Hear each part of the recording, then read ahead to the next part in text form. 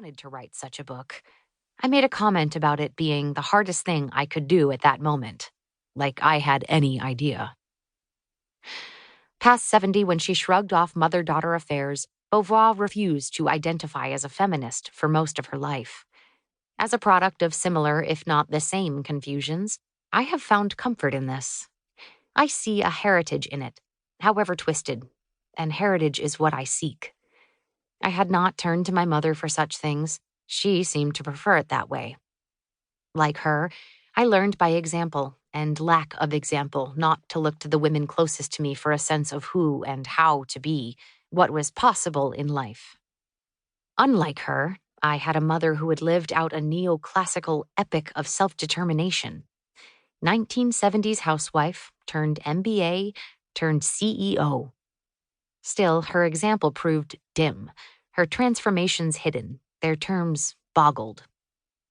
This appeared to me by design. The breach between us had not been a cost of her emancipation, but its requirement. As a child, I stopped seeing her clearly. In adolescence, I stopped wanting to. I charged forth into an old and new kind of catastrophe.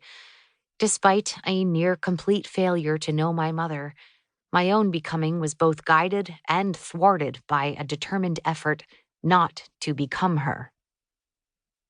Standing on the far side of that calamity, I began coaxing our relationship toward disclosure, background, dimension, a shared line of analysis. It was my habit and my handicap. Inquiry as an act of love. If she saw it that way, my mother remained a slippery subject, too cool-minded and wildly individual to suffer grand unifying theories or to share space with the dominant social movement of her time. I respected her resistance, even as I weighed its consequence. Early in this process, her lack of interest in feminism interested me most. What was more feminist, I thought, than the purity of its confusion? I found her attitude perverse, but not unfamiliar. I had sent at least one of myselves into the shadow sisterhood made up of women who learned to live for themselves, pretending a discrete existence, hoarding their petty freedoms. I may have met my mother in that lonely place. I would not have known. My mother mentioned Janis Jerome as though I might recognize the name. She had popped up that early spring evening, texting per usual, with questions about that class, my puking dog Mercy, and an outstanding payment for one of the contract gigs I used to slap together a living.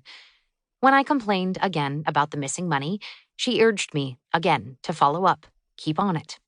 She took a reliable interest in career and financial concerns, but I recognized her advice as an act of mothering by the way it reached one arm back toward the woman who had had to figure these things out for herself. Be persistent until you understand what's happening, she went on. When I started at Canada Trust almost 40 years ago, they were underpaying me.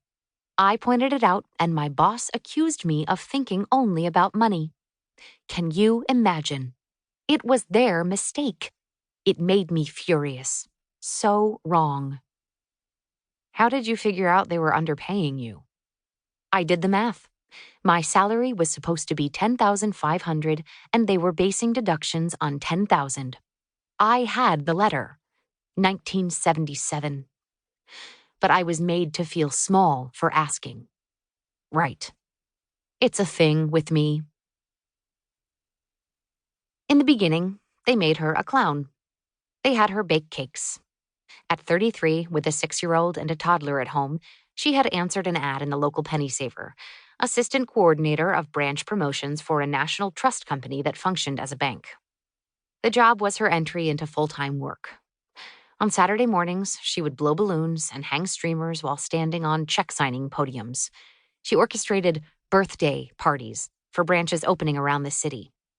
She baked sheet cakes in our kitchen, wrapping nickels in foil and dropping them in batter-filled pans.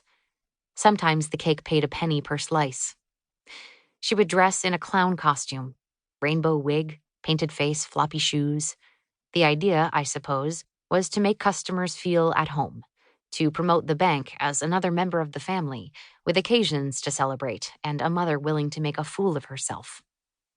She felt too old for grunt work, to be hustling between where